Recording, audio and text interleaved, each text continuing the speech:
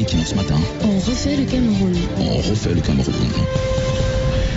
Et donc, vendredi dernier, le Premier ministre était face aux députés à l'Assemblée nationale pour dérouler le programme économique, financier, social et culturel du gouvernement pour l'exercice budgétaire 2022. Le Premier ministre, chef du gouvernement, Joseph John Ngouté, a d'abord passé en revue les actions menées au cours de l'année qui s'achève, année 2021. Sur le plan des activités budgétaires qui nous concernent, plusieurs ont été menées avec des résultats probants, selon Ngouté, par le gouvernement pour l'exercice 2021. La poursuite de la rationalisation de la masse salariale de l'État avec l'assainissement du fiscal de l'État ont permis au gouvernement de réaliser une économie de 15 milliards de francs CFA. Le chef du gouvernement a également poursuivi en relevant la mise en œuvre d'une politique de l'import substitution nécessaire pour la relance post-Covid. Par ailleurs, le taux de croissance estimé à 3,6% en 2021 est, selon Dion Ngouté, révélateur de la reprise de l'activité économique après la décélération enregistrée en 2020. Ce qui nous permet ce matin de refaire le Cameroun justement sur ce programme économique, financier, social et culturel du gouvernement pour l'exercice budgétaire 2022, présenté par le Premier ministre, chef du gouvernement. Donc retenir des exercices budgétaires, des activités budgétaires en 2021. Le Premier ministre parle de la rationalisation de la masse salariale de l'État avec l'assainissement du fichier solde de l'État qui a permis de réaliser une économie de 15 milliards de francs CFA. Que dire de la mise en œuvre de la politique de l'import substitution? Le taux de croissance pour 2022 qui est annoncé à 4,2% est-il réaliste? Comment mobiliser 4 000 milliards lorsque la croissance réelle est de 1% et toujours dépendante des prix du pétrole? Sur quelle activité économique sans plomber le pouvoir de consommation des ménages, les projets d'infrastructure? Quel est le niveau de rentabilité optimale et est-ce qu'on peut l'atteindre? Pour en parler ce matin, un panel constitué d'invités triés sur le volet de haut vol, il faut le dire. D'abord vous, professeur Alaka Alaka, bonjour. Bonjour Eric Popoussi, bonjour à vos auditeurs et bonjour au Cameroun. C'est toujours un plaisir de vous accueillir. Vous êtes un expert fiscaliste. Merci. Je rappelle également chef traditionnel. Donc, absolument. Je ne devrais pas oublier cette casquette que vous avez. Avec nous également ce matin, Martin Ambazing. Bonjour, économiste. Bonjour. Bonjour à tous ceux qui nous écoutent ce matin. Nous espérons leur apporter des clarifications sur le sujet abordé. Voilà. Bon, Bégan, bonjour à vous. Bonjour, monsieur Fopossi Negou. Bonjour à nos auteurs, nos invités. Voilà, nous serons évidemment rejoints en cours d'émission avec par Idriss Lenge. Il est journaliste spécialisé en économie. Il est le rédacteur en chef, il faut le signaler, de l'agence Ecofin. Il est basé au Bénin, en Afrique de l'Ouest. Donc, on va commencer par vous, professeur Alaka Alaka. Si vous le souhaitez. Non, mais on commence par vous. À tout seigneur, tout honneur. Parce que je croyais qu'on base qui. Non, Sa Majesté, quand même. Voilà. Alors, le Premier ministre a tout de suite déroulé son programme. Il dit que en 2021, le Cameroun s'est bien porté malgré, on va le dire, la pandémie. Et il dit que il y a eu 15 milliards de francs CFA économisés au titre du fichier de l'assainissement du fichier solde. Comment vous réagissez, professeur? Écoutez, ma réaction est une réaction habituelle, c'est-à-dire une réaction qui s'interroge sur ce qu'on appelle un événement. Vous les journalistes, vous savez très bien que lorsque un chien mord un homme, c'est pas un événement. Mais lorsque l'homme mord le chien, c'est ça l'événement. D'accord. Alors je comprends le Premier ministre chef du gouvernement camerounais qui se frappe la poitrine pour dire on a gagné 15 milliards. Mais pour moi, c'est pas un événement. Sauf si on voudrait me dire que dans ce pays, lorsqu'on travaille mal, c'est la règle, et lorsqu'on travaille bien, c'est l'exception. Moi, je me serais attendu à ceux qui nous disent eh bien, nous avons gagné 15 milliards après avoir perdu pendant tel nombre d'années, tel nombre de milliards. Et les gens qui nous ont pris ces milliards, que nous venons aujourd'hui de détecter et de gagner, et bien voilà, ces gens, c'est un tel, la justice s'en occupe, ou alors la justice en est déjà occupée, et nous avons recouvré tel montant. Tel montant. Voilà l'événement. Et c'est ça qui peut faire réjouir des Camerounais, en tout cas pour ce qui me concerne. Mais si je rentre un peu derrière, j'analyse maintenant les 15 milliards du Premier ministre. Si je rentre un peu par derrière, on nous a dit qu'il y a un Camerounais qui a lui seul gagné de manière fictive 2 milliards par mois. Donc si on pose qu'il gagnait 2 milliards par mois, il a été poursuivi, condamné je crois à 200 ans de prison, je ne sais plus. Si on pose que c'est lui qui était à l'origine de tout ça, alors je me dis de manière arithmétiquement, 2 milliards par mois, ça fait 24 milliards par an. Il a fait pendant combien d'années? Je n'en sais rien. Restons sur l'année. Si c'est 24 milliards par an, je crois que le Premier ministre, en nous disant qu'ils ont gagné 15 milliards, ils ont encore dissimulé 9 milliards. Sinon, dites-moi, comment on peut nous dire qu'on a condamné quelqu'un qui gagnait illicitement 2 milliards chaque mois et qu'on nous dise après que, après l'assainissement du fichier solde, on a fait des économies de 15 milliards au lieu de 24 milliards. C'est un problème. C'est un problème pour n'importe quel élève du cours moyen 2. Et il va le trouver, il va dire que non, il manque quelque chose, c'est bien 9 milliards. Ça veut dire donc qu'il doit encore poursuivre les investigations pour nous dire où se cachent encore les 9 milliards qui restent.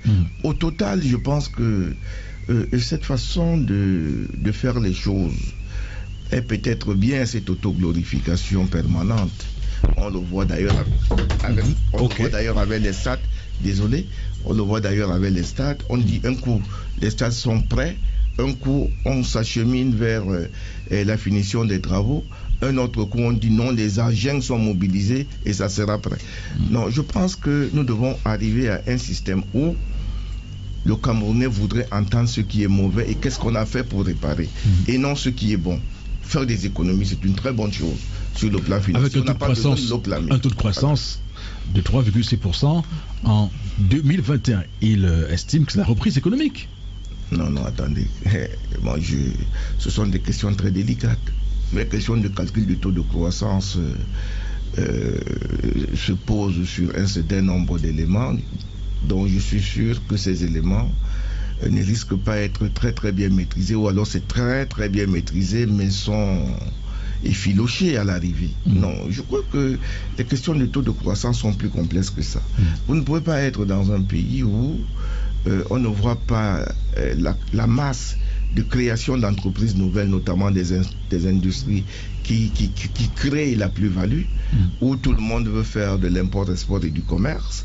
Et vous me parlez de taux de croissance. Vous ne pouvez pas être dans un pays où le système fiscal est chancelant, dans la mesure où, je vous prends un exemple simple de ce qui se passait ou qui est en train de se passer au cours de l'année 2022 et depuis les milieux de l'année 2021, le régime d'imposition. Le régime d'imposition est créateur de croissance. Vous ne pouvez pas avoir des entreprises qui sont au régime du réel au motif que ces entreprises n'ont pas réalisé un chiffre d'affaires de 50 millions qui les prédispose à ce régime, les rabattre au régime de l'impôt libératoire. Si demain ces entreprises gagnent des marchés de plus de 50 millions, qu'est-ce que vous en faites? Elles ne pourront pas être habilitées à facturer la TVA. C'est une décroissance. Donc il y a ce genre de tâtonnement. Et de tout temps et dans tous les pays, c'est connu que les entreprises, les professions libérales sont d'office au régime du réel. Pourquoi? Un avocat, par exemple, peut faire 6 mois. Il n'a pas un bon dossier. 6 mois après, il a un dossier, il gagne 200 millions. Si vous l'avez mis au régime de l'impôt simplifié ou même au régime de l'impôt libératoire, comme c'est le cas pour certains, qu'est-ce qu'il fait de ces 200 millions et la TVA qui s'y trouve? Il ne va pas la facturer et ça va faire un gain à l'entreprise qui donne le marché et une perte à l'État. Donc ce sont des... Mais est-ce que justement c'est pas ça qui favorise justement les activités des entreprises parce que le Premier ministre dit que l'État a pris des mesures dans le cadre de la politique de relance. Non, mais ça c'est une politique de décélération de la croissance. Oui. Ce que moi je vous dis là. Moi, je vous parle peut-être pas aujourd'hui avec des chiffres, mais si vous le voulez bien, je peux vous donner des chiffres. Oui. Et des cas concrets et précis. Vous avez quelqu'un qui est à l'impôt, qui est commun au régime simplifié d'imposition, et il est tranquille, il ne facture pas de TVA. À la fin de l'année, ce monsieur fait 4 milliards de chiffre d'affaires. Oui. Mais il n'a facturé aucune TVA. Maintenant, vous allez vous dire non, à ce prix, à ce chiffre d'affaires, vous devrez être à la DGE, comme si c'est lui-même qui se mettait à la DGE, à la direction des grandes entreprises. Donc, on vous réclame de payer cette TVA que vous n'avez pas malheureusement collectée. Est-ce que vous vous imaginez ça? L'État vient de perdre pratiquement 600 millions de TVA. Oui. Parce qu'il y a eu une mauvaise mesure. Via-t-elle l'entreprise? Oui, il y a une très mauvaise mesure de politique économique, oui. Très mauvaise mesure de politique fiscale. Il faut donc que les gens cessent de penser que et la croissance se fait ex nihilo. La croissance, c'est un homme de sacrifice. C'est un peu comme quelqu'un qui crée une entreprise aujourd'hui. Ne vous attendez pas à ce que cette personne fasse 50 millions de chiffre d'affaires du jour au lendemain. Tout de suite. Mais à partir de son investissement, vous pouvez le prédisposer au régime du réel. Voilà les éléments de la croissance d'un État. Mais si vous faites fi de ça, eh bien vous naviguez à vue. Et j'ai l'impression que c'est la règle, naviguer à vue. D'accord.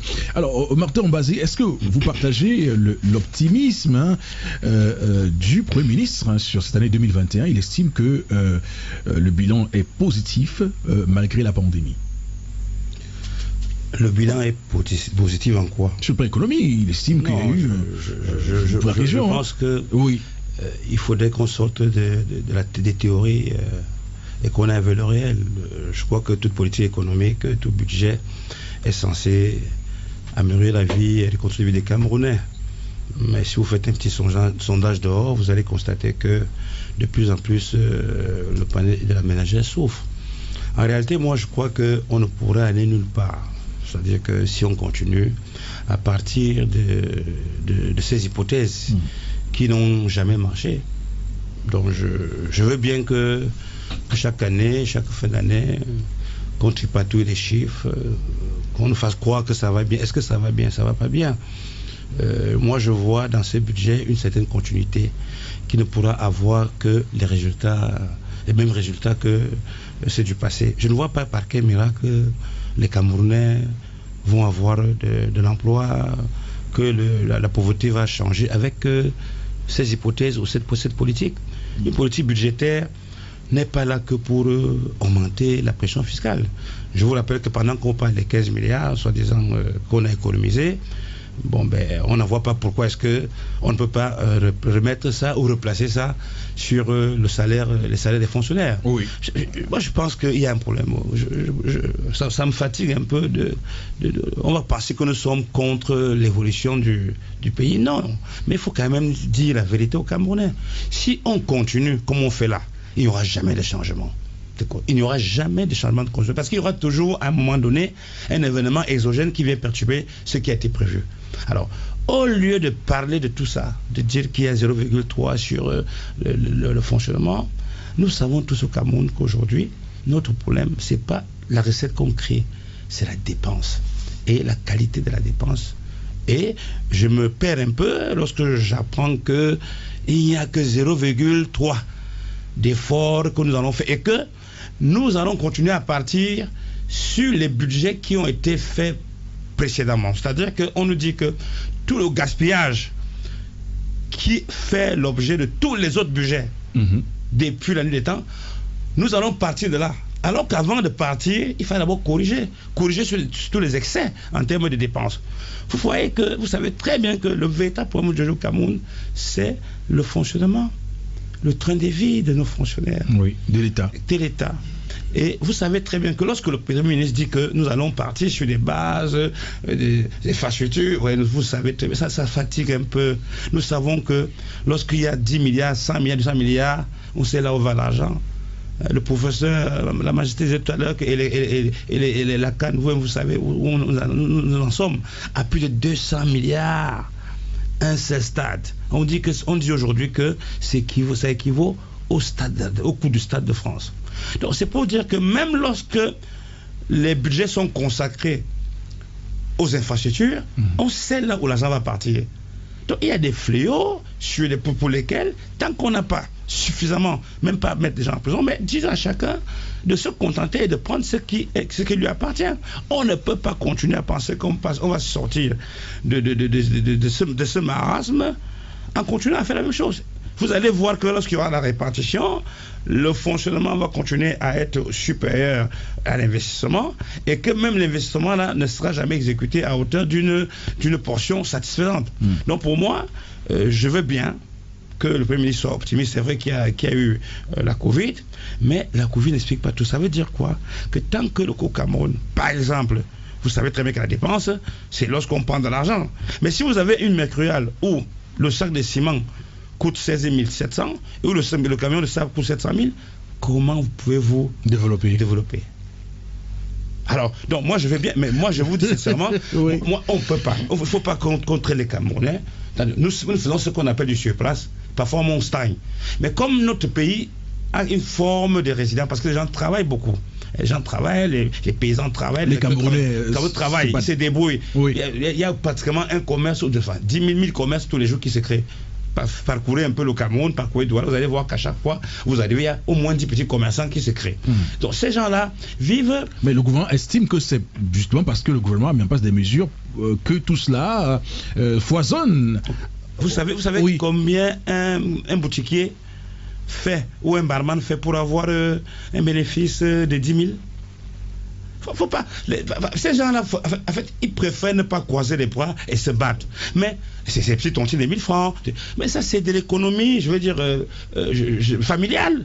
Mais ça ne peut pas développer fondamentalement un pays. Ça maintient le pays à un niveau tel que les gens n'explosent pas de pauvreté. Vous comprenez? Mais je vous dis, pour gagner 200 francs dans un casier de biens, c'est pas évident. Dans un casier, mais 200 francs. Alors vous allez trouver quelqu'un du jour au lendemain, j'ai vendu ces 10 casiers. Est-ce qu'il s'en sort? Est-ce qu'il peut payer son loyer? Est-ce qu'il peut payer ses employés? Ces gens-là, souvent, quand ils arrivent, travaillent. Premier mois, on ne paye pas le premier salaire. Deuxième mois, on ne paye pas le deuxième salaire. Après, la personne s'en va. C'est ça une économie qui marche? Non. Il faut que chacun fasse les efforts. On demande aux entreprises de faire les efforts. Il faut que ceux qui nous gouvernent et ceux qui ont le pouvoir acceptent aussi de réduire leur train de vie. On ne peut pas continuer. Un budget, c'est aussi ça. C'est bien beau de dire il faut payer. Et je vous rappelle que la pression fiscale a plutôt augmenté par rapport à l'année dernière. Donc c'est pour dire qu'on demande toujours aux entreprises de donner. On demande toujours à ceux qui créent la chaîne de donner. Mais ceux qui ont le pouvoir refusent de serrer la ceinture. C'est-à-dire qu'aujourd'hui, on ne peut pas comprendre qu'un ministre roule encore avec 15 voitures, avec 10 voitures, avec des chauffeurs, avec des ménagères, alors que ces gens ont comment on appelle ça, une rétribution qui leur permet de pouvoir se payer avec cet argent tout ce train de vie. Donc, je pense qu'ils ne peuvent pas continuer comme ça. Je vous dis, ils ne doivent pas continuer comme ça. Sinon, ça va éclater un jour.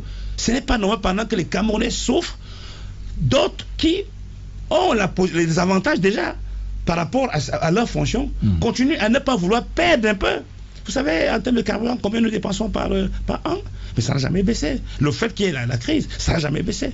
Et vous pensez que ce budget peut être crédible tant qu'on ne touche pas à certains acquis non justifiés de tous les fonctionnaires? Moi, je ne pense pas. D'accord. Alors, bon, Robingen, quand je prends quelques chiffres pour 2022, d'ailleurs, le gouvernement s'en vante.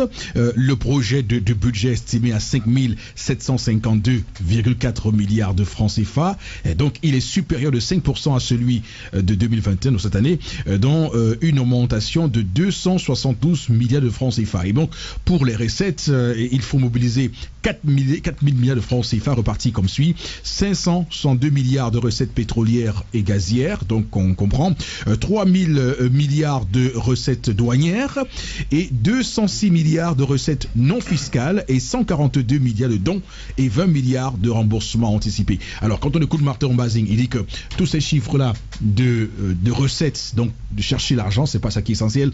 Ce qui est essentiel, c'est comment une fois cet argent-là dans nos caisses, comment on les utilise. Vous êtes sur cette même ligne? Non, le gouvernement est dans l'impasse. Oui. Le gouvernement est dans l'impasse. Et c'est délicat. Moi, je vais m'attarder seulement sur deux points. le gouvernement ne maîtrise pas encore le fichier solde de l'État. Ça, c'est très grave. Je me rappelle encore en 1997, lorsqu'on faisait ce qu'on avait appelé l'opération Antilope, l'application nationale du traitement informatique du personnel de l'État. Opération Antilope, on nous avait dit que comme l'informatique est venue, il n'y aura plus jamais de tricherie, tout sera clair. Cette année-là, le fichier solde de l'État comptait 56 425 fonctionnaires. Après l'Antilope, le fichier est resté à 40 200 fonctionnaires. Donc il y avait 16 225 fonctionnaires fictifs. Comment se fait-il qu'aujourd'hui, nous sommes en 87, aujourd'hui en 2021, nous avons encore plus de fonctionnaires fictifs. Donc alors, on est 34 ans après. Voilà, plus de fonctionnaires fictifs. Plus de fonctionnaires qu'en 87. Ça n'a pas marché. Est-ce que l'État nous a dit qu'il pourrait le faire? Le ministre de la fonction publique, la réforme administrative, Joseph Anderson Lee, quand il a été nommé, il a dit: nous ne pouvons pas vous donner le fichier normal parce que le gouvernement n'avait pas payé la deuxième tranche pour avoir le logiciel complet. Voilà ce que Anderson Lee avait dit aux députés. Et le ministre des Finances a donc dit: on va vous compter physiquement. Et Opération on a découvert, voilà. Oui. Donc jusqu'aujourd'hui, ils ne nous ont pas dit. Je ne sais pas si vous avez, le fichier solde de l'État n'est pas maîtrisé. Bon, ils vous disent qu'ils ont économisé 15 milliards de francs CFA sur l'assainissement du fichier solde. Mais économiser, ils ont perdu combien? Donc on ne peut pas parler d'économiser quand on ne sait pas ce qu'on a perdu depuis ces dates. Depuis 87, je vous dis, on nous a dit qu'il y a 40 200 fonctionnaires. Là, à ce moment-là, le fichier solde de l'État sera connu. Et beaucoup de gens, j'entendais, je pense le professeur Alaka disait: bon, d'accord, le personnel de l'État, mais comment apparemment les gens sont morts, vous continuez à les payer, qu'est-ce qui se passe? Vous nommez même les morts, quelquefois, même dans nos universités, on voit ça, on nomme les morts. Le gouvernement, à ce moment, a déjà perdu, je pense, 2 ou 3 secrétaires d'État. Ils ne sont pas encore remplacés. J'imagine que les salaires ne passent plus. Donc, il y a des choses comme vous ça. Imaginez seulement. Oui, j'imagine que les salaires ne passent plus. Connaissant le Cameroun, leur salaire peut bien continuer. Il y a des fonctionnaires qui sont devenus diplomates. Il y en a, il y avait donc, il y a tout, j'allais dire, cette mobilisation de personnel qu'on ne maîtrise pas. Ça, c'est une faute grave. Et c'est quoi la conséquence? Mais la conséquence, c'est qu'on est dans le balbutiement. On serait toujours dans l'impasse. Vous ne savez pas le nombre de gens que vous payez. Entre nous, j'ai dit, ça date depuis 1987, quand ils ont rendu public. Vous ne connaissez pas le nombre de gens que vous payez. Et en économie, c'est grave. Voilà. Mais, oui. Deuxième chose, je m'arrête là. C'est le deuxième point. Les créateurs de richesses, JICAM, MECAM et tout ce monde-là, ils n'ont pas fait une assemblée générale, mais les sorties de chaque regroupement patronal nous dit: concertons-nous, l'heure est grave, non risque d'arriver dans le gouffre, concertons-nous. Le gouvernement vous dit non. Donc peut-être que ils ont, comme vous êtes chrétiens et tout ce que vous voulez, vous êtes des croyants, peut-être que Jésus et Mahomet se sont rencontrés au ciel, les a parlé. Bon, peut-être. Mais les 5, y compris le Syndustricam, il a dit: mais concertons-nous. Lorsque le président de la République a sorti, je pense c'était en septembre, les grandes orientations du budget, et qu'on commence à dire, les gens sortent. Le JICAM, on dit: concertons-nous, on ne les écoute pas. Or, on les appelle créateurs de richesse. Mais que ce soit le gouvernement ou ces regroupements patronaux, ils sont arrivés à la même conclusion. Il y a 80% de Camerounais sont dans l'informel. Alors là, les économies sont là. Est-ce qu'on peut donc faire la relance économique avec 80% des activités dans l'informel? Moi, je n'en sais rien, mais c'est pas possible. Oui. On est dans l'impasse. Ce qui se passe là, c'est le frémissement. Parce que l'État veut cacher quelque chose. Il est content, l'État.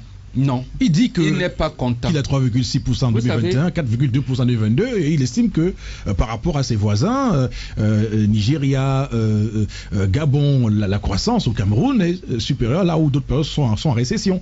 C'est ce qu'ils disent. Ils disent qu'ailleurs c'est la récession, au Cameroun c'est la croissance. Quand j'entrais dans cette profession en 1989, David Ndachitani m'avait accompagné, me disait bon, je t'accompagne, il faut commencer par les sujets d'ordre social là et tout.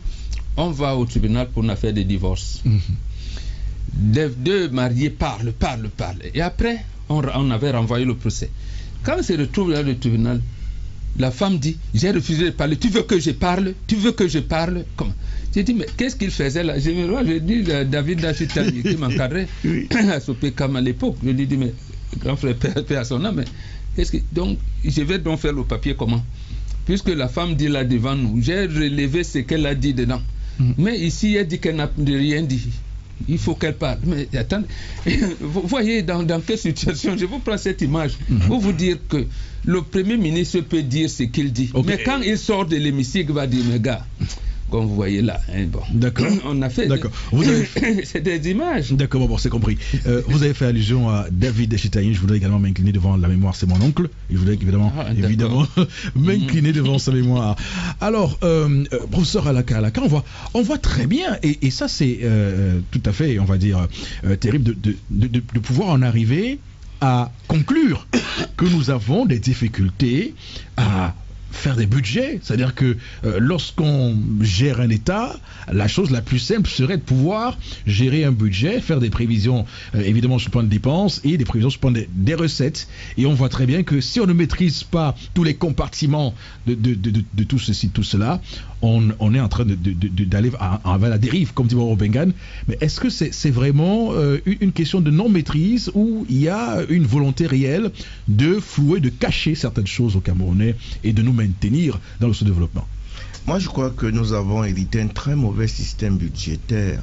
Vous savez que notre loi cadre en matière de finances publiques, qui était l'ordonnance de 62, qui a déjà été modifiée 3 fois, sans réelle apparition de prospérité et autres, ce document n'était qu'une excroissance de la loi cadre en matière de finances publiques de la France, je crois de 1958, je pense. Donc on n'a pas évolué depuis.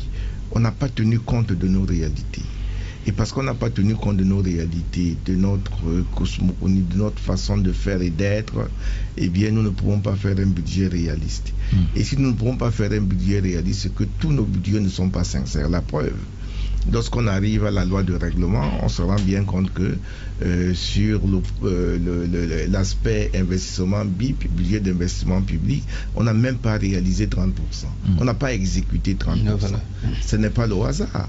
C'est parce qu'il a manqué de sincérité budgétaire au moment de l'élaboration de cette norme-là, qui est d'ailleurs une norme directrice pour l'avenir d'un État. D'ailleurs, je rappelle que, pour le coup, avant que vous continuiez, que les raisons évoquées sur cette faible consommation des budgets d'investissement, c'est que, généralement, les projets ne sont pas maturation. Il y a un problème de maturation des projets. Complètement faux. Alors, s'il y a un problème de maturation de projets, pourquoi les programmer s'ils ne sont pas matures? Non, complètement ridicule. Ce qu'il faut savoir, c'est qu'il y a trop de procédures. La sincérité de notre dépense publique est entachée par des procédures. Il y en a à tous les niveaux. Vous ne pouvez pas me dire que des gens s'asseyent pendant 1 an pour élaborer une norme. Cette norme passe devant plusieurs personnes et qu'à l'arrivée, vous dites, oh, on n'a pas exécuté le budget d'investissement parce que les projets n'étaient pas matures. Qu'est-ce que vous faisiez? C'est La Fontaine qui pose souvent cette question. Qu'est-ce que vous faisiez? Vous faisiez donc quoi? Vous chantiez? Eh bien, dansez maintenant. Non, il faut être sérieux. Prenons le cas des recettes. On prévoit généralement des recettes, c'est jamais exécuté. Pourquoi? Parce que la véritable poche de recettes qui touche ceux qui ont beaucoup d'argent, et vous savez que ceux qui ont beaucoup d'argent au Cameroun, ce sont les fonctionnaires. C'est le gouvernement et leurs fonctionnaires et leurs affidés dans les affaires. Voilà. Quelle est la poche de recettes budgétaires la plus noble qui fait le bonheur de plusieurs pays dans le monde? C'est les recettes foncières, dont la taxe foncière. Tout ce qui touche à la possession du sol.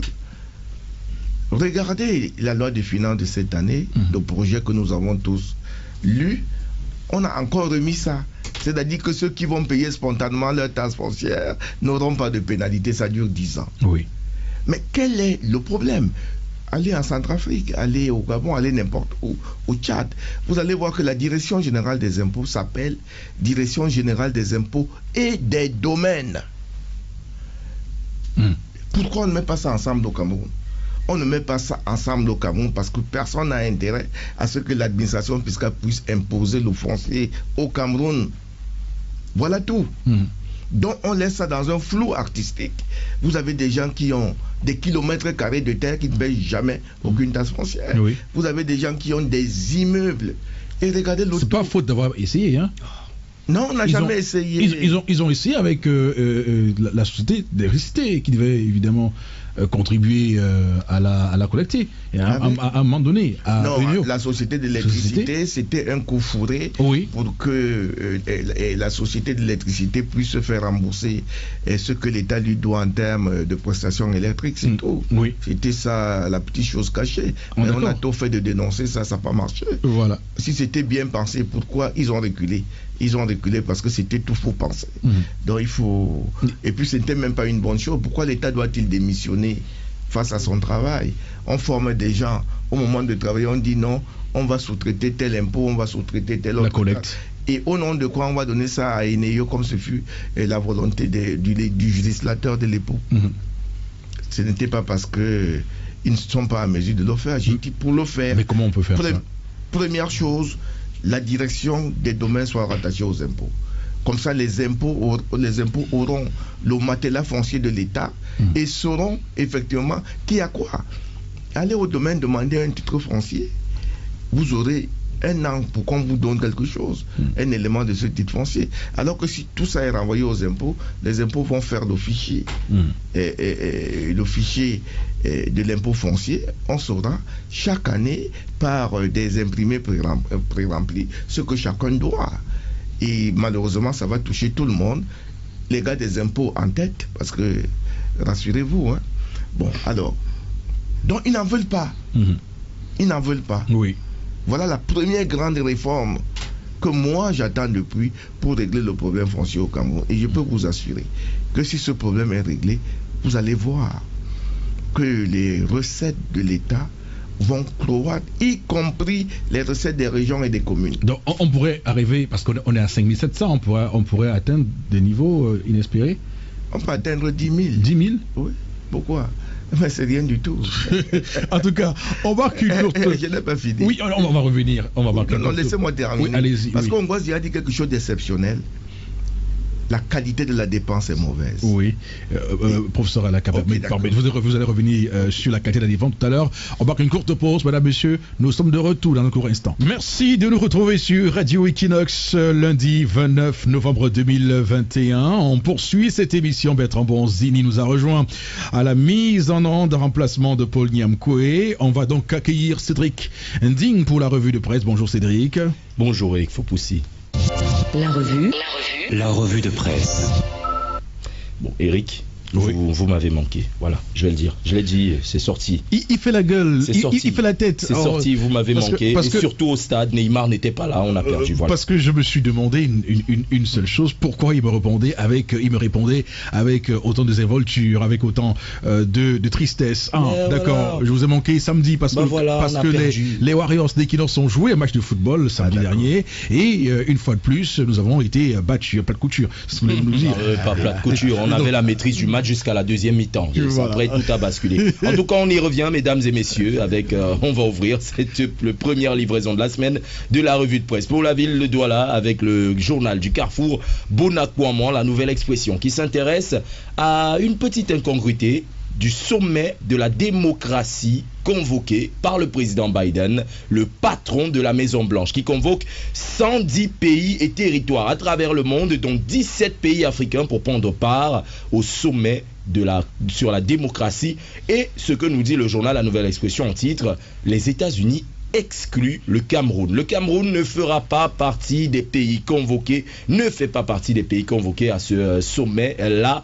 Incongruité pour incongruité, au même titre que de nombreux pays d'Afrique francophone, d'Afrique centrale. Alors, le dénominateur commun révèle le journal La Nouvelle Expression qui réunit ces pays, notamment le Gabon, le Gabon, ou encore la Guinée équatoriale, c'est la longévité au pouvoir et la transmission patriarcale du pouvoir, des éléments qui ont conduit certainement à l'exclusion de ces pays d'Afrique centrale. Cette incongruité est à découvrir en page 3 du journal La Nouvelle Expression. La Nouvelle Expression nous emmène cette fois-ci ailleurs, sur le théâtre de la crise anglophone, la crise dans les régions du nord-ouest et du sud-ouest, et nous propose justement de savoir pourquoi ce qui se passe quand les terroristes ciblent l'école. Le journal passe en revue justement les nombreux attentats qui ont été perpétrés contre l'enseignement, contre l'éducation au Cameroun, le nombre d'élèves et d'enseignants assassinés dans les attaques perpétrées dans les établissements scolaires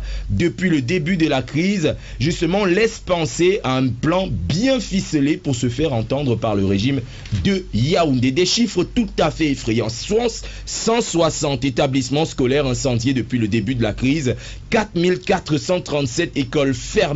Ce sont des chiffres que révèle le journal La Nouvelle Expression. Chiffres à découvrir justement en page 2 du quotidien. Et puis, fermons La Nouvelle Expression et ouvrons le tri-hebdomadaire L'Œil du Sahel qui s'interroge. Pendant qu'on a mal dans les régions du nord-ouest et du sud-ouest, on a mal aux routes de l'Adamawa. C'est ce que nous dit le tri-hebdomadaire L'Œil du Sahel, qui nous dit justement que le mauvais état des routes préoccupe du côté de cette partie du Cameroun, notamment le fait que le préfet et les différentes autorités de la ville de Menganga se soient réunis justement pour évaluer l'état d'avancement des travaux sur les axes routiers de cette partie du pays. Une révélation tout à fait troublante a été faite justement. L'Adamawa est la seule région du Cameroun où l'on a plusieurs départements qui ne sont pas réunis entre eux par des routes goudronnées. Constat alarmant, constat affligeant, constat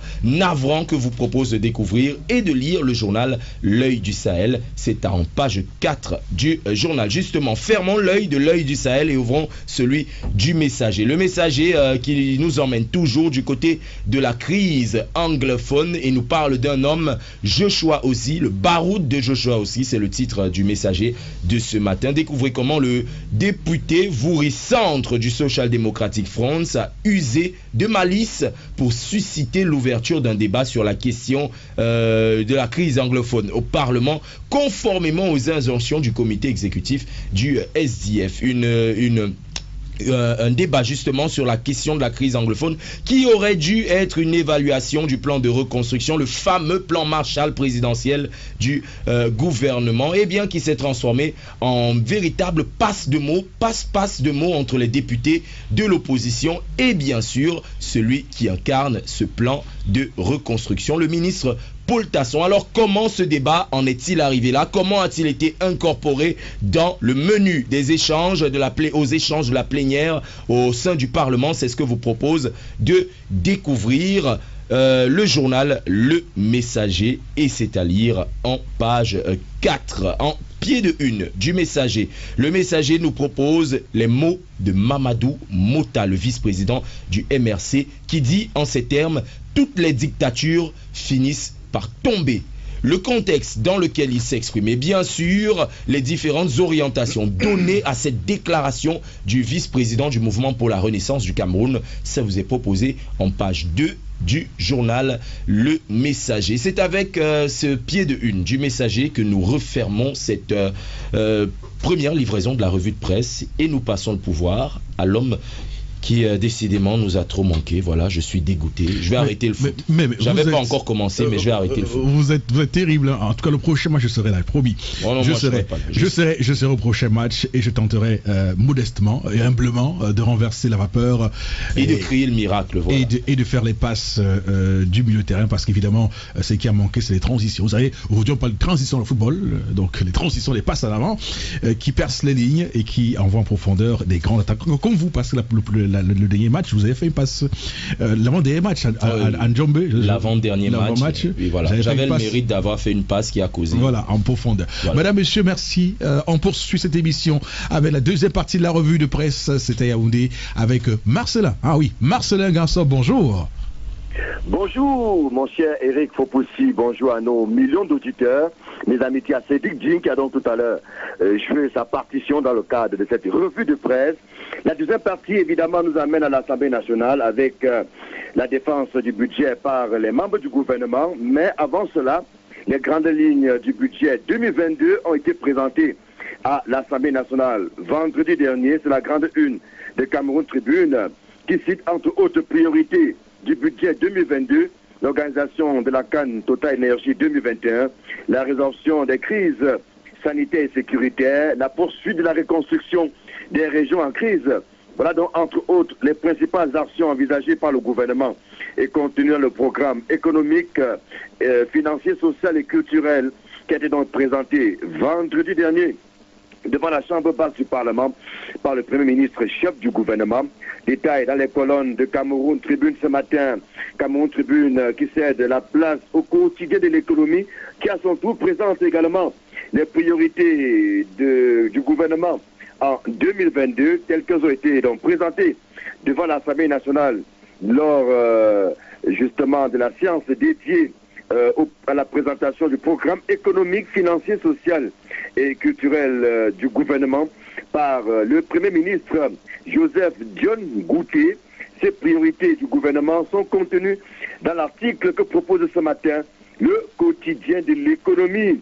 Les mêmes informations sont allées ce matin dans les colonnes du hebdomadaire Le Financier d'Afrique qui titre « Programme économique, les actions phares en 2022 » ainsi que les réactions des députés à l'Assemblée nationale, entre autres en dehors de l'organisation de la Cannes 2021 et la reconstruction des régions du nord-ouest et du sud-ouest.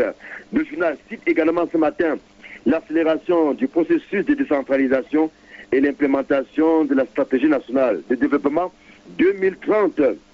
Voilà donc les quelques priorités à découvrir dans ce matin dans les colonnes du journal Le Financier d'Afrique ce matin. On reste avec l'examen du budget à l'Assemblée nationale et notamment le passage des membres du gouvernement devant la commission des finances et du budget de la Chambre basse du Parlement. Econews ce matin, en parcourant les budgets qui sont défendus par les membres du gouvernement, nous dresse un tableau qui nous permet de voir ce matin les ministères qui ont le plus gros budget. Il y a en tête du ministère des Travaux publics 527 milliards de francs CFA. Ensuite, le ministère de l'enseignement secondaire 400 milliards. Le ministère de la Défense 259 milliards. Le ministère de l'eau et de l'énergie 246 milliards. Le ministère de la Santé publique 207 milliards. Et puis, le ministère de l'Éducation de base 244 milliards de francs CFA. Voilà qui devrait donc justement permettre aux populations d'attendre de réels changements en 2022. Fait savoir ce matin le journal Econews. Nous quittons l'actualité autour donc de ce budget qui est donc défendu depuis quelques jours par les membres du gouvernement pour parler justement d'une disposition de la loi de finances 2022 qui va faire mal aux usagers, puisque Mutation ce matin parle de mobile money avec la note de frais qui sera davantage salée. Le journal parle d'une taxe instaurée sur les opérations de transfert d'argent. Les envois et les retraits seront donc plus chers en 2022. L'association des contribuables dénonce une double imposition. C'est ce que nous propose ce matin la grande une du quotidien Mutation, qui nous amène également à visiter le stade d'Olembe avec la course contre la montre qui est engagée de ce côté-là, alors que la Confédération africaine de football a donné jusqu'au 30 novembre 2021 au gouvernement pour justement donner des assurances de ce que ce stade est justement prêt et pourrait donc accueillir l'ouverture de la Cannes qui commence le 9 janvier prochain. Mutation relate l'accélération des travaux de ce côté-là, des travaux qui se déroulent désormais de jour comme de nuit pour boucler ce qui reste à faire de ce côté. Pendant ce temps, Repère croit savoir que Ferdinand Gongo a désamorcé la bombe avec sa participation à l'Assemblée générale de la Confédération africaine de football, le ministre d'État, secrétaire général de la présidence de la République, en réalité, est allé au Caire à sapeurs-pompiers, occasion pour l'émissaire du chef de l'État de calmer le jeu et d'aplanir avec les hauts responsables de l'instance fêtière du football africain toutes les divergences, notamment au sujet du stade d'Olembe, qui va donc accueillir la cérémonie inaugurale dans quasiment un peu plus de 40 jours aujourd'hui, indique ce matin.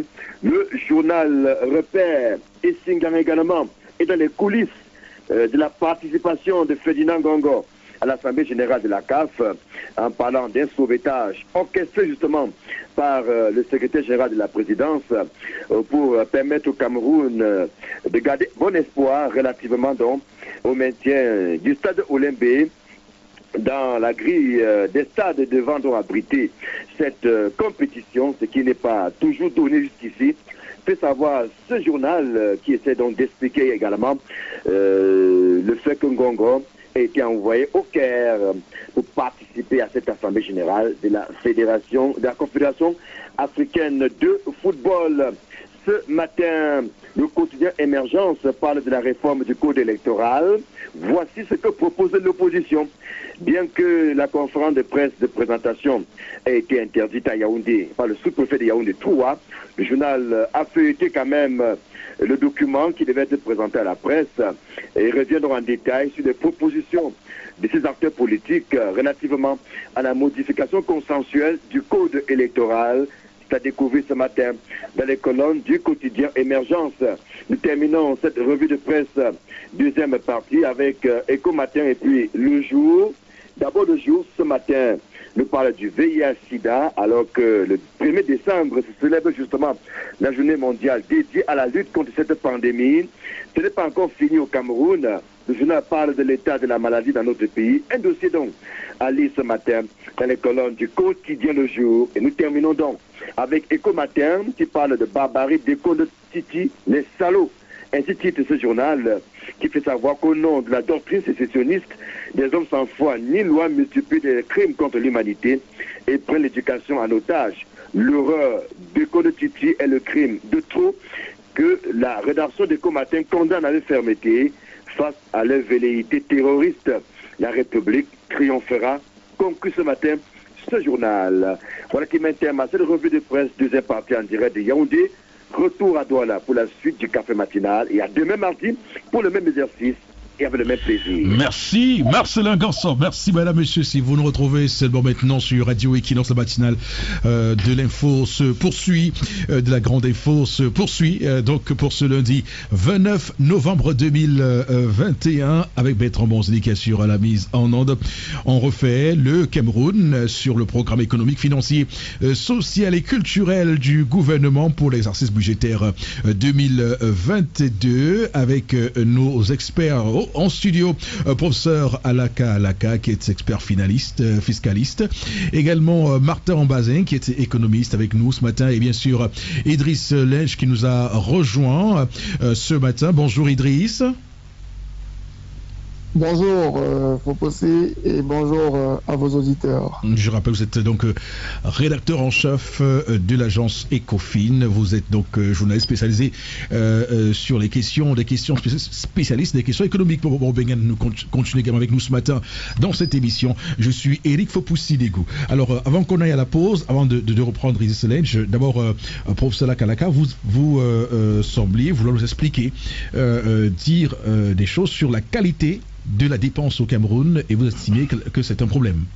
C'est un problème parce qu'au milieu, on a mis tellement d'embûches avec des procédures et des institutions qui, au départ, étaient considérées comme des institutions qui allaient accélérer les procédures, mais malheureusement, ça a plutôt contribué à ralentir ces procédures. Oui. Je pense ainsi au ministère des Marchés Publics, greffé à côté de la présidence, qui aujourd'hui est devenu le goulot d'étranglement de la rapidité et de la dextérité de la dépense publique. Je pense également aux autres procédures, avec des tas de barrières, des choses exécrables, au point où, mais écoutez, pourquoi on ne pourrait pas faire comme les autres avec la globalisation budgétaire, essayer d'imaginer quelque chose au niveau du PIB qui qui pourrait placer le gestionnaire des crédits au centre de sa responsabilité. Oui. Moi, je prends le cas du Rwanda qui s'est construit en un temps de mouvement. Comment ça se passe là-bas? Vous avez un gestionnaire des crédits, on vous dit, écoutez, vous construisez ce stade, on a la CAN en 2019. Voilà le chéquier, vous faites ce que vous voulez. Nous, on vient dans 6 mois réceptionner notre stade. Oui. Si ça se passe également au Maroc, si dans 6 mois notre stade n'est pas prêt, on vous envoie au poteau électrique. Ah, d'accord. Oui, avec tout ce que ça comporte. Et vous devez... Alors, en ce moment, qu'est-ce que le gars il fait? Il se met au travail. Il va choisir le meilleur et espère la meilleure entreprise possible, capable de lui rendre satisfaction. Il ne va pas aller choisir un ami, des petits copains du quartier ou bien dans le cas du réseautage pour faire ça, où on va avoir des avenants à tout vent. Non. Et parce qu'il est responsable, il est mis face à sa responsabilité. Pourquoi on ne fait pas pareil comme on le fait pour le budget de fonctionnement, où le gestionnaire des crédits décide auprès de qui commander ses rames de papier, il commence ses rames de papier, on les lui livre, par exemple. On peut faire pareil. Pourquoi on pense que notre territoire ne doit pas être construit? Parce que c'est de ça qu'il s'agit. Pourquoi on pense que nous devons toujours présenter la face hideuse d'un pays complètement sous-développé, en perpétuelle avancée vers le sous-développement chronique? Pourquoi on pense à ça? Donc, il faut quand même se réveiller. Donc il faut des mesures fortes, comme le Rwanda. D'ailleurs, je suis très admiratif d'une telle mesure. Une mesure comme celle-là au Cameroun, beaucoup refuseraient d'être nommés à des postes où ils sont ordonnateurs. Ah, ça c'est clair, personne ne va plus accepter. Personne ne va plus. Ouais. Voilà, c'est clair. Parce qu'on dit, messieurs, nous voulons le barrage. Ok, vous pouvez le faire. Vous pouvez diriger ce projet, oui. Ok, le barrage, d'après vos études, nous coûte combien? Le barrage nous coûte 10 000 milliards. Voilà le chéquier, vous avez dedans 10 000 milliards. On veut ce barrage dans 4 mois. Mais si écoutez, au bout de 4 mois... Si au bout de 4 mois, on n'a pas de barrage, voilà. Vous le payez cash. C'est clair. Personne ne va plus s'amuser. Mais dans une histoire où il y a des barrières, celui-ci doit viser... Mais la responsabilité étant collective, mais chacun s'en fout. Voilà, chacun s'en fout. Tout à fait. Oui. Alors, on va, avant que vous preniez la parole, Martin Basing, on va d'abord écouter Idriss Lenj sur cette analyse qu'il fait de ce projet de loi de finances 2022, avec quelques chiffres clés, clairement. Donc, près de 5 700 milliards de francs CFA du budget, qui est une augmentation de 5% par rapport à celui de 2021, mais également cette annonce faite en termes de mobilisation de recettes, près de 4 000 milliards de francs CFA, une répartition qui est faite. Alors, quelle est votre analyse, Idriss Lenj? Bon, déjà, ce qu'il faut dire, c'est que ça reste des prévisions qui seront adoptées par les parlementaires certainement dans les jours qui viennent.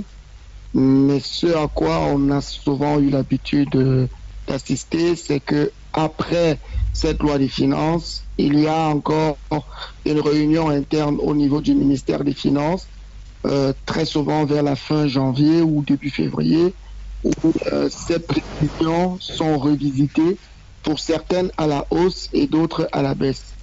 Ce qui est un petit défi, puis qui vient s'ajouter à ce que posait monsieur Alaka, qui parlait tout à l'heure. Effectivement, si juste au démarrage de l'exercice budgétaire, on revoit des prévisions sur une base qui est davantage réglementaire que parlementaire, il y a déjà une espèce d'entorse même à l'exercice de la loi des finances qui échappe totalement à la vision qu'on a présentée aux parlementaires.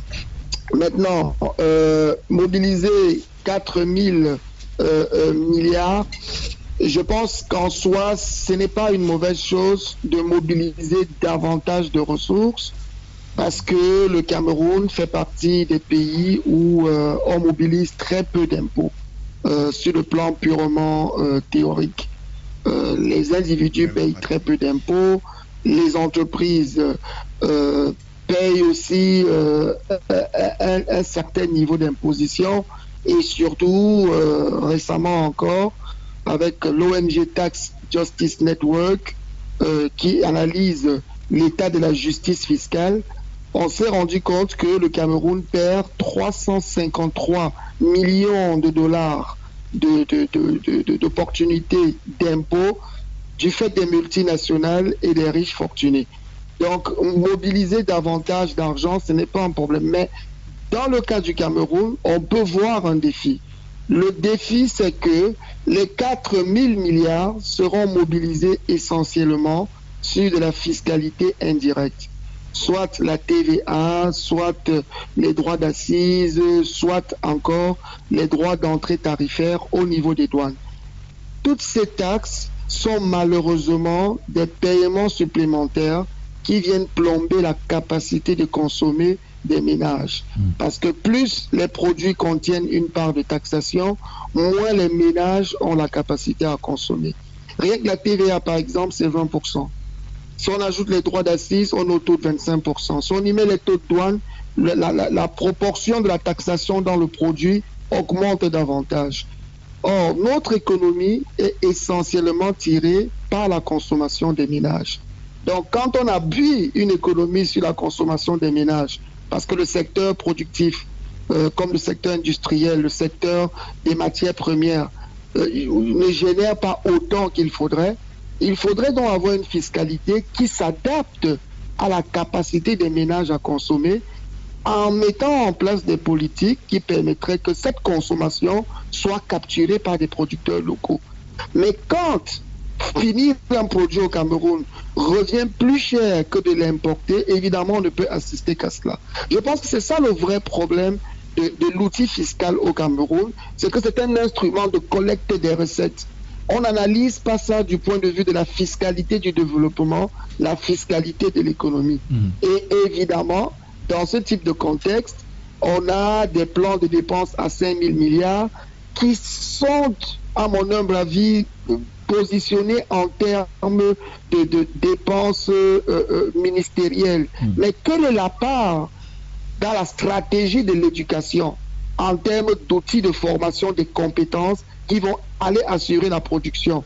Quelle est la part en termes de santé qui vont permettre aux individus de se soigner facilement, être toujours en santé et continuer de consommer pour tirer l'économie?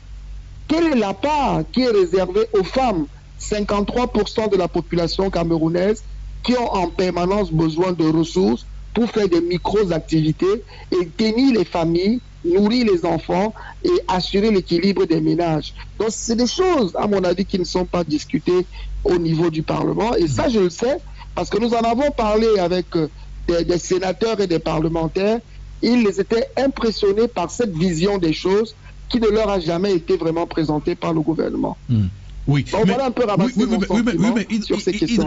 Sur la question de la fiscalité, tout à l'heure, avant que vous n'arriviez, professeur Alaka nous signalait qu'il y a une vraie niche en termes de taxes foncières au Cameroun, taxes sur la propriété foncière, qui, on va dire, il y a une sous-estimation de sa collecte, alors qu'il y a de quoi faire et que cette situation profite aux fortunés.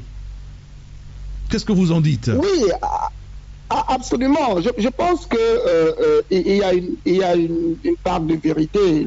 Mais je crois que le seul défi, et peut-être que M. Alaka a travaillé dessus, c'est que on sait qu'il y a une niche, mais on ignore quelle est la portée de la niche. Ça, c'est d'un, parce que il y a un défi de formalisation. Pardon? Oui, allez-y, oui.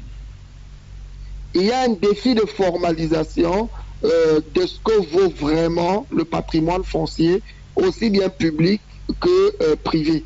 Parce qu'il faut encore définir qui sont les propriétaires effectifs des patrimoines fonciers au Cameroun, dans un pays où les terres appartiennent d'abord à l'État et que pratiquement le processus d'immatriculation et de propriété foncière est pratiquement un chemin de croix. Donc je crois que ce sera un excellent travail à faire, identifier qui sont les propriétaires effectifs de tous les biens fonciers du Cameroun et maintenant savoir comment est-ce qu'on va appliquer la taxe sur le foncier. Et surtout, il y a un vrai problème aussi avec les capacités de l'administration fiscale.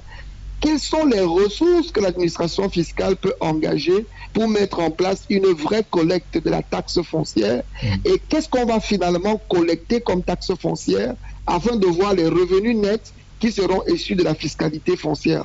Donc je pense que c'est une opportunité en effet, mais il faut documenter pour avoir une idée à peu près approximative de ce que ça vaut. Ça veut dire connaître déjà l'ensemble des propriétaires effectifs privés des biens fonciers, identifier maintenant comment on peut faire pour les taxer et mettre en place le processus de collecte des taxes. D'accord. Or, au Cameroun actuellement, la question des propriétaires réels n'est pas une réalité et c'est pour ça que nous plaidons au gouvernement d'adopter une loi sur la propriété réelle, la propriété effective, afin de savoir qui possède quoi et pouvoir désormais l'imposer, éviter que les riches fortunés ne fuient avec l'impôt. Oui, professeur Alaka. Oui, ben, ce qu'il dit est fondé dès le départ, mais le petit bémol que je peux mettre et ajouter, c'est qu'il n'y a aucune difficulté à savoir qui a quoi en termes fonciers, en termes du foncier au Cameroun. Il suffit simplement, comme je l'ai dit à l'entame, de transférer le dossier,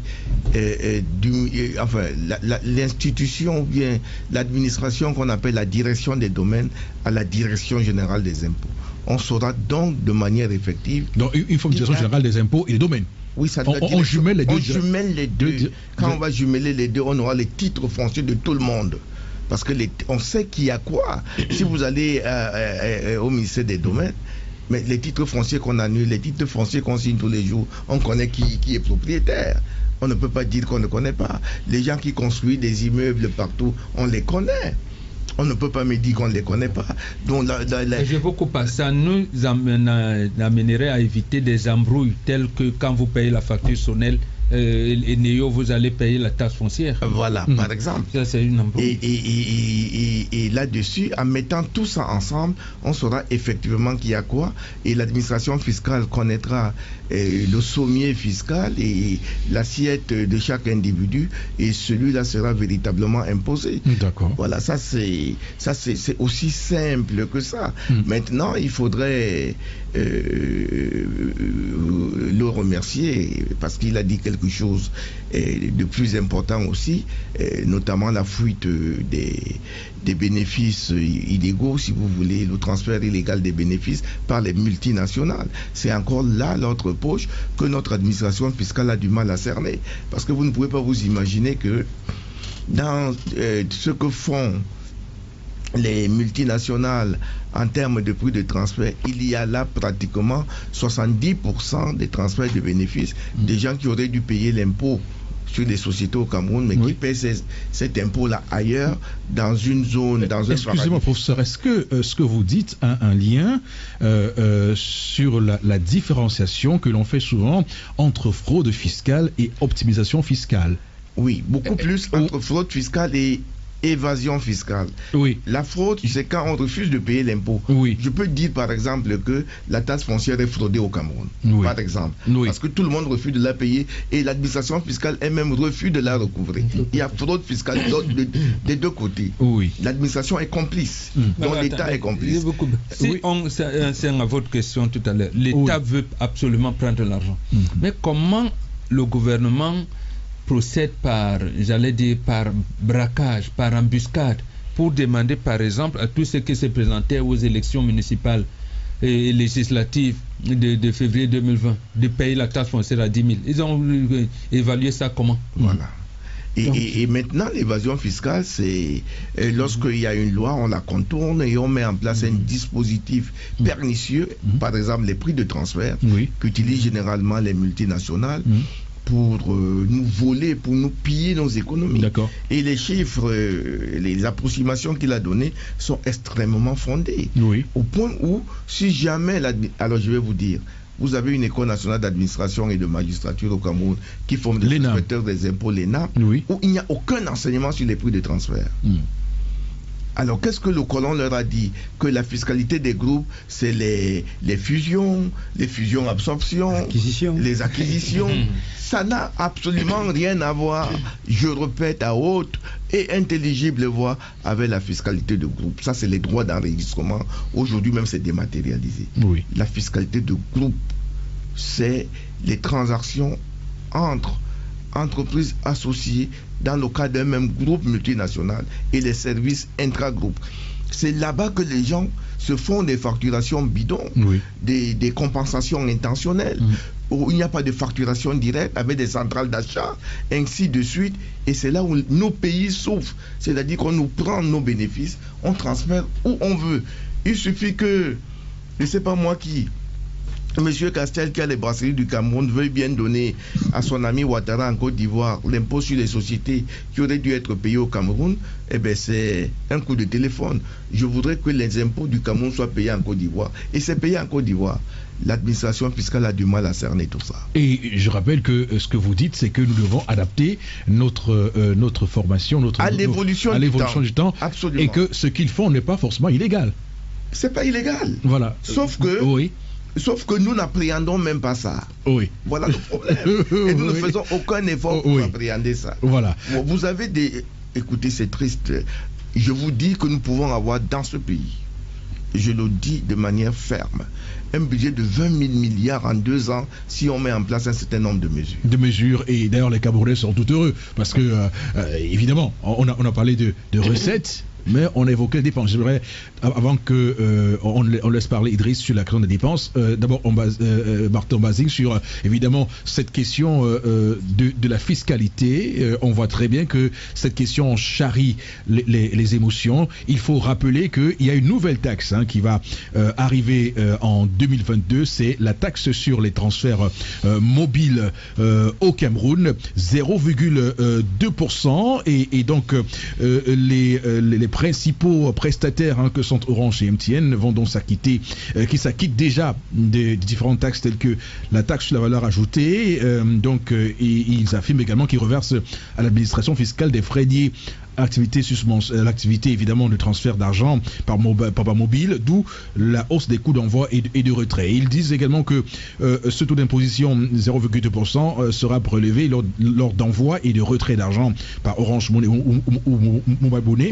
Il sera donc ensuite reversé au Trésor national par les entreprises prestataires au plus tard le 15 du mois suivant celui où les prestations ont été effectuées, dont la taxe sur les transferts d'argent est collectée par les entreprises prestataires et est reversée mensuellement au plus tard le 15 du mois qui suit, celui au cours duquel les opérations ont été réalisées auprès de leur centre des impôts de rattachement. Voilà, donc on évoquait évidemment ces niches, cette nouvelle taxe, évidemment ces niches qui sont cherchées, mais on voit très bien que, et c'est ce que dit professeur Alaka et ce que dit également Ezlench, que ce n'est pas là qu'il y a d'autres niches qu'il faut aller chercher. Non, mais ce qu'il faut dire et qu'il faut relever avec force, c'est que finalement, nous comprenons aujourd'hui que le gouvernement a choisi de continuer à enrichir les riches. Je le dis sans embâche, parce que vous constaterez que la TVA, que vous soyez milliardaire ou vous payez la même chose. Vous avez vu tout à l'heure le professeur Alaka qui disait que le taux qu'on applique au niveau de la taxe frontière est très faible, 0,1. Vous verrez donc finalement, on se retrouve dans une situation où c'est les plus vulnérables, les plus pauvres qui paient toujours le plus, qui font le plus d'efforts. Donc au Cameroun, excusez-moi de le dire, il y a une injustice fiscale qui met désormais notre budget même à défaut, parce qu'en réalité, il faut quand même se le dire aujourd'hui, c'est que au fur et à mesure que les années passent, nous qui essayons d'avoir un autre regard, nous constatons que la lutte contre la pauvreté est un match perdu d'avance. C'est-à-dire qu'avec tout ce que nous faisons là, les pauvres ne pourront pas sortir de la situation d'aujourd'hui. Vous allez aussi constater tout à l'heure qu'on parlait des gains que l'on a réalisés au niveau du fichier solde. Ces gains-là ne se répercutent pas. 15 milliards de francs CFA en 2021. C'est-à-dire que tout le monde sait que la quasi-totalité des Camerounais ont une fonction qui dit simplement que revenu égale consommation. L'épargne, on ne connaît pas beaucoup l'épargne au Cameroun. Ça veut dire que lorsqu'on injecte de l'argent chez les plus pauvres, chez les plus vulnérables, chez ceux qui ont le moins, automatiquement, ça relance la consommation. Alors, à chaque fois, lorsque vous bombez le torse pour dire que nous avons réussi, vous avez réussi seul. Et c'est une minorité de personnes qui pensent qu'on a réussi. On n'a pas réussi à partir du moment où vous voulez dire que les 15 milliards d'économies ne profitent pas aux gars qui ont bas l'immeuble. Mais la preuve, les preuves sont là. On a baissé, je ne sais pas, de 60% des salaires. Est-ce ils ont déjà retrouvé l'équilibre, enfin, la moitié de ce qu'ils ont perdu, tous ces gens? Non. Il faut relancer l'économie par la consommation et ça passe par l'augmentation du pouvoir d'achat de la majorité. Est-ce que c'est ça qu'il faut faire? Parce qu'après, les gens se plaignent beaucoup plus aussi de l'augmentation, l'envolée des prix sur le marché. Les gens sont asphyxiés par... je veux dire qu'avec 5 000 francs CFA, la ménagère ne réussit plus à faire un repas convenable comme elle pouvait le faire il y a 5-10 ans aujourd'hui. Non, mais bien sûr, si les revenus sont à un niveau acceptable, l'inflation va être bien jugulée. Non, le véritable problème, c'est de dire quoi? C'est-à-dire qu'on ne peut pas passer son temps, pendant 30 ans, 40 ans, à mener une politique qui ne produit que les mêmes résultats. Je vous rappelle encore aujourd'hui que la croissance démographique du Cameroun est à peu près de 2,5%. Et tous les tests nous démontrent aujourd'hui que pour qu'une croissance ait de l'effet sur l'emploi, donc sur la pauvreté, sur le chômage, donc sur les impôts, parce que quand les gens travaillent plus, ils paient plus d'impôts, et c'est bien pour les caisses d'État, et ça va empêcher de demander à ceux qui vendent des mèches de payer plus que les autres, vous comprenez? Donc à chaque fois que nous arrivons dans ces situations, il faut absolument le dire aujourd'hui avec force que si nous n'atteignons pas un taux de croissance d'au moins 3 fois le taux de la démographie, il n'y aura pas d'effet conséquent. Tant que nous ne faisons pas entre 7,5 et 8% de croissance, les pauvres resteront pauvres. Et vous voyez très bien qu'aujourd'hui, on balbutie toujours et que le Cameroun, je me défie, dans les 5 prochaines années, aura du mal à atteindre 5% de croissance parce que la politique telle que nous gérons le budget, telle que nous faisons les choix budgétaires, c'est pas juste. Il faut comment voulez-vous que là où il n'y a plus d'argent, on ne va pas? Là maintenant où tout le monde, les plus pauvres font des transferts, c'est là où on va chercher l'argent. Est-ce que c'est normal? Est-ce que c'est bien pour le peuple? Voilà. Non. Et je rappelle que dans la stratégie nationale de développement, la SND 30, il est écrit en noir sur blanc que l'État poursuit, on va dire, une politique de renforcement de l'efficience et l'efficacité de notre système fiscal en termes de mobilisation des ressources, de simplicité et d'équité. Donc c'est écrit noir sur blanc. Maintenant, et ça ils ne le suivent pas. Et c'est fait exprès parce que ce sont des Jacobins.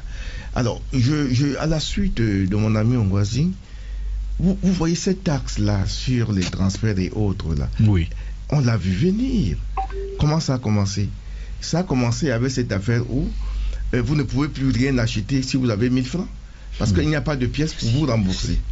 On a commencé à amener les gens calmement vers le paiement avec ces histoires-là. Vous comprenez? Et du coup, la disparition des petites coupures et des pièces de monnaie a fait qu'aujourd'hui, tout le monde commence à comprendre que même dans les supermarchés, il faut payer par des moyens dématérialisés. Du coup, tout le monde ayant plongé, on dit tiens, on les a captés.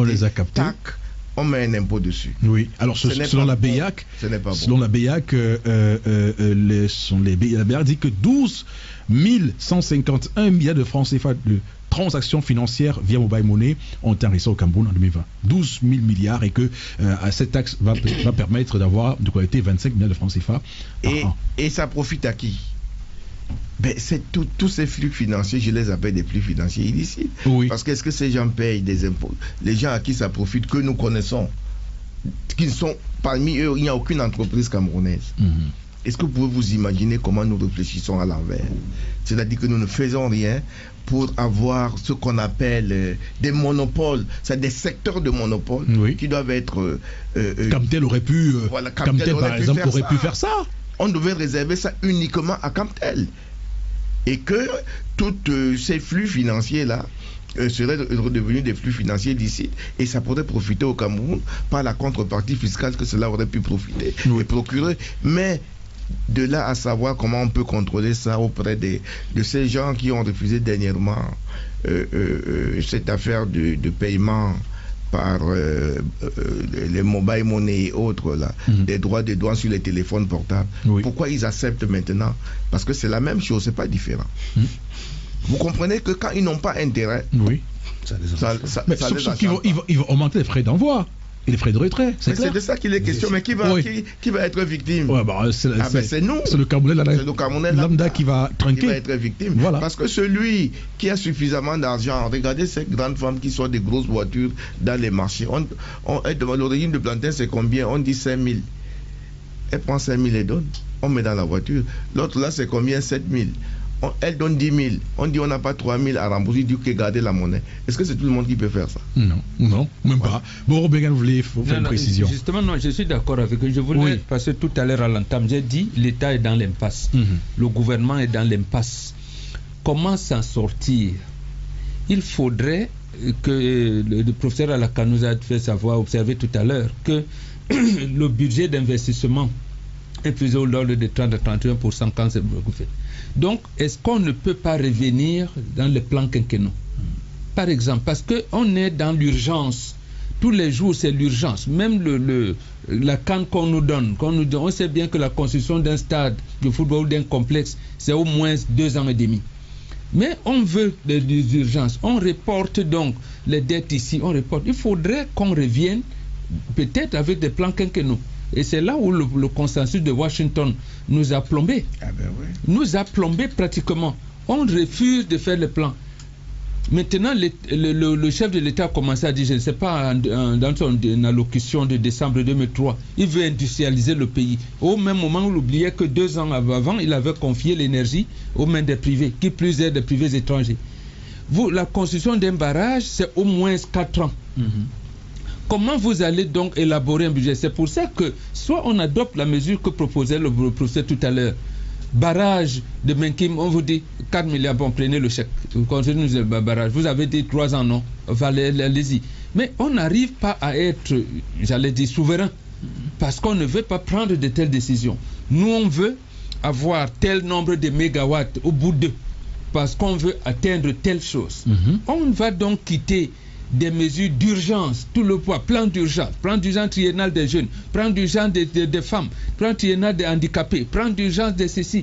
Mais on va sortir des urgences quand? Pour aller au moins dans les simples hospitalisations. Je rappelle que le gouvernement, quand le gouvernement annonce un taux de croissance de 4,2% en 2022, il compte également sur la mise en service de tous les grands projets structurants en 2022. Donc, autoroutiers, routiers et des barrages.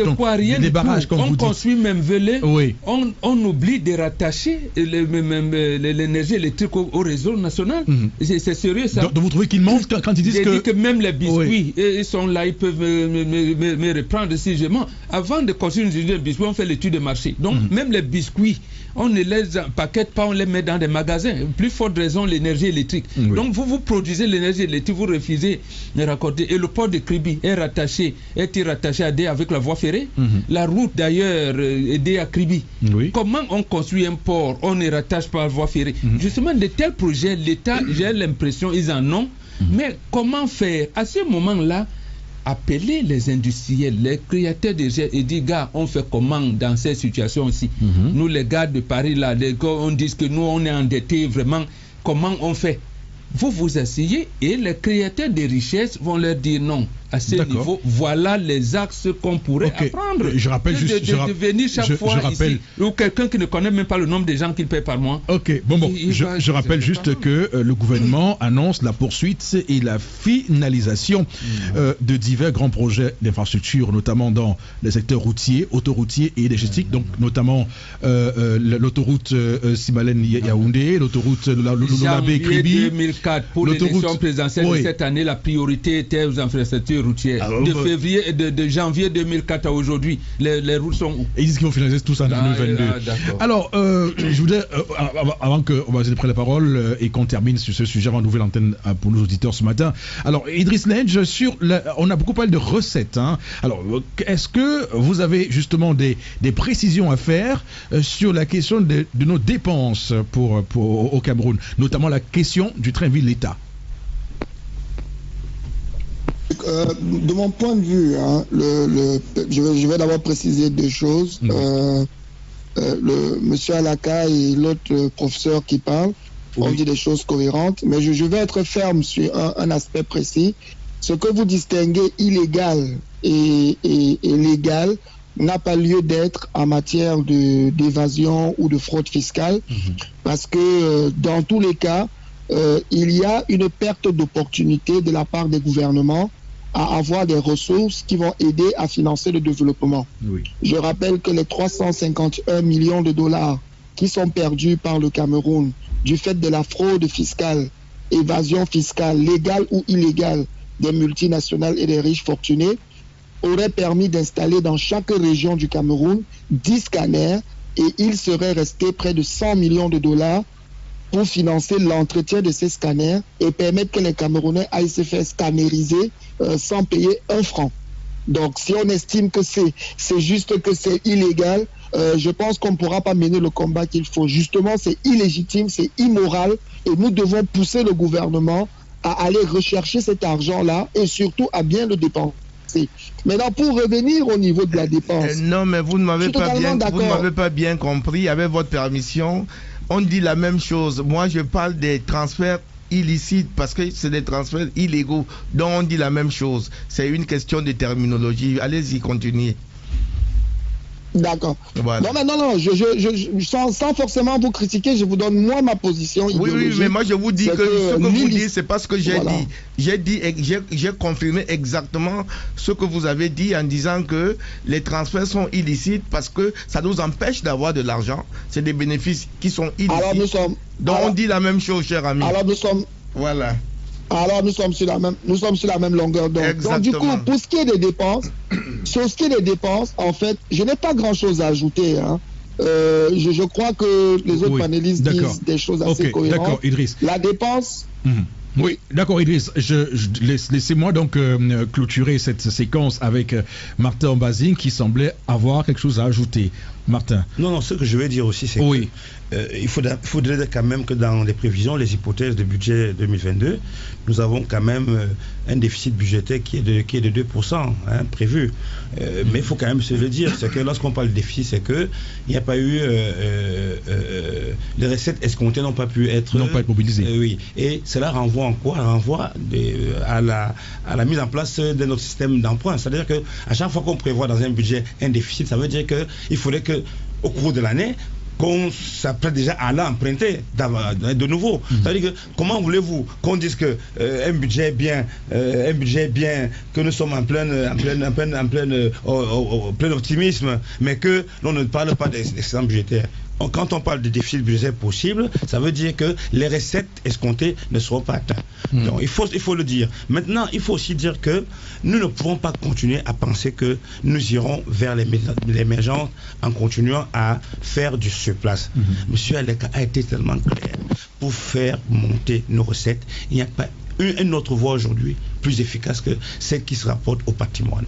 Dans tout le pays au monde, le patrimoine est la première des richesses. Alors, si vous prenez la première des richesses des individus et des entreprises, vous la mettez de côté pour faire votre budget, c'est que vous serez liés les mains. D'accord. Donc, on ne peut pas faire l'économie avec autant d'expertise, avec autant de conseils, faire tout pour les esquiver et pour faire des choses qui vont uniquement polluer une fois de plus les populations les plus vulnérables. Oui. Donc, les plus pauvres. Les transferts, les taxes sur les transferts mobiles, c'est bien beau, mais là encore, c'est les plus pauvres qui trinquent. D'accord. Madame, monsieur, restez avec nous sur Radio Equinox avec Dominique Audrey. À tout de suite. Une matinale pas comme les autres. Bonjour chez vous, c'est un réveil pas comme les autres. Bonjour chez vous sur la 93 FM Radio Equinox.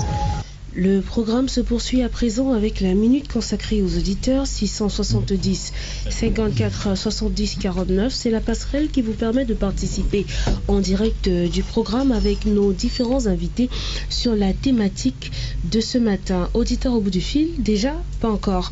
On refait le Cameroun sur le programme économique, financier, social et culturel du gouvernement pour l'exercice budgétaire 2022 présenté par le Premier ministre.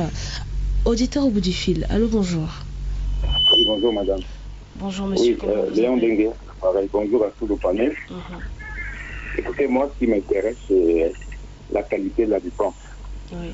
Donc, j'aurais souhaité que le prof Alaka nous fasse déjà un bilan du budget passé, quel a été le taux d'exécution, quel a été le niveau de qualité et l'efficacité de la performance, n'est-ce pas, de ce budget-là. Et il ne suffit pas d'enquêter, vous savez très bien, on est au Cameroun. Quelle est la probabilité que cet argent soit bien utilisé? Est-ce que le prof peut nous en dire quelques mots? Merci pour votre participation, professeur. Merci. Vous savez, on passerait une journée parce que pour soigner une maladie, il faut nommer le mal. Il faut dire voilà ce qui ne va pas, voilà ce qui ne va pas, voilà ce qui ne va pas. C'est lorsqu'on a fait ce recensement qu'on peut dire voilà le médicament, voilà le médicament. Mais pris de court comme ça, ce que je peux vous dire, c'est que la première chose, c'est qu'il faut changer nos mentalités, regarder la nation. Ça, c'est sur le plan philosophique. Regarder la nation et faire tout ce qu'on doit faire dans l'intérêt de notre pays. D'accord, prof. On va s'arrêter et continuer à prendre les auditeurs. Auditeur au bout du fil. Allô, bonjour. Oui, bonjour, Audrey. Oui, comment vous appelez, monsieur? Anatole. On vous écoute. Oui, je vois quand on creuse le trou pour remplir un trou, il va tout rester un trou. Je crois que le professeur Le Père a tout parlé.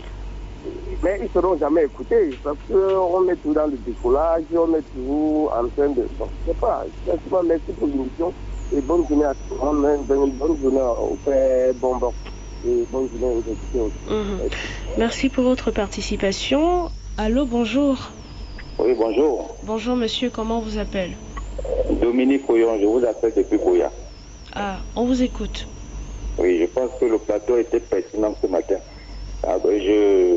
Je dis merci à vous d'avoir fait venir vos panélistes pour détailler le problème. Moi, je pense tout simplement qu'il faut l'échapper. C'est tout. Il faut simplement l'échapper. Il y a opposition à le faire. Il faut simplement l'échapper, monsieur. Vous pensez que ça va résoudre le problème? 670 54 70 49. Allô, bonjour. Allô? Allô, bonjour. Oui, je suis Clément Ouana. On vous écoute. Oui, madame. Tant que le Cameroun rien ne va jamais changer. Le professeur à la carte et les autres vont souffrir comme ça à donner les idées, à donner les propositions pour rien. Le Cameroun est dirigé sur haute instruction. Les ministres ne reconnaissent pas le premier ministre, ils ne reconnaissent rien. Bon, on le dit souvent, tant que ce gouvernement va quitter là, les choses pourront avancer. On va changer la mentalité, c'est vrai. Mais tant qu'ils sont là, les procédures de mise en place de tous les travaux, ne pourront jamais aboutir, puisque chacun là où il est nommé essaie de freiner au maximum, jusqu'à ce qu'il trouve le trou pour voler. Et c'est là où tout est là au Cameroun. C'est fait exprès, madame, il n'y a pas de hasard. C'est fait exprès. Donc, tant que le Cameroun, je me rappelle encore, Gaga Amanadji disait qu'il a été ministre de la fonction publique pendant peut-être 2 ans. Il n'avait jamais rencontré le président de la République, sauf le 20 mai, au palais du Congrès. Il se posait la question comment tu peux être ministre d'un président où tu peux passer 2 ans sans jamais le rencontrer. Donc, madame, vous voyez que tant que le Cameroun sera, parce que maintenant, ils ont un seul mot, sur haute instruction. Parce que le gars est lui-même, il est déjà vieux, il ne connaît même plus ce qui se passe, chacun rencontre comme il veut. Merci, madame, bonne journée à vous. Merci, monsieur, de nous avoir appelés. C'est terminé pour les appels ce matin. On va faire un dernier tour de table pour se séparer. Professeur Alaka, un mot pour sortir. Écoutez, moi, j'ai toujours pensé que le Cameroun est un grand pays. Et parce qu'il est un grand pays, s'il sort du jacobinisme, c'est-à-dire que s'il sort de cette pensée unique qui voudrait que on puisse dire la vérité lorsqu'on a la position pour dire cette prétendue vérité, alors on ne va pas avancer. Je voudrais être plus clair pour dire que nous sommes arrivés au niveau où, avec ce que nous voyons, nous pensons que nous pouvons avoir un budget aujourd'hui de 20 000 milliards sans qu'il y ait de pression fiscale.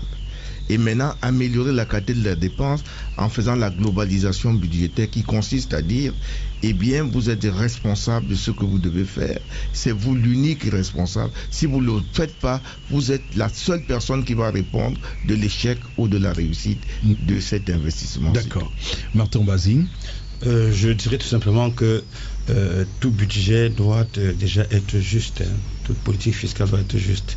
Et il me semble qu'au Cameroun, toutes les politiques mises en place au niveau budgétaire manquent de justice fiscale. Donc, on gagnerait à mettre cet aspect plus au devant que tous les autres. Merci. Alors, Idriss Lej, 30 secondes, je vous en prie, pour sortir.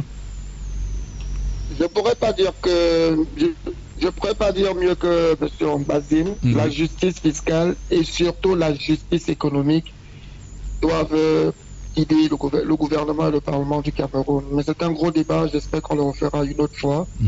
Parce que ce gouvernement est loin de la justice fiscale et la justice sociale. En tout cas, j'ai promis qu'on fera une émission totalement consacrée à la fiscalité et aux différentes questions liées à l'évasion fiscale. On fera également l'émission lorsque cette loi de finances sera adoptée, puisqu'on ne peut pas évidemment parler sans avoir les chiffres sur la main. Lorsqu'il sera adopté, elle sera adoptée, cette loi de finances.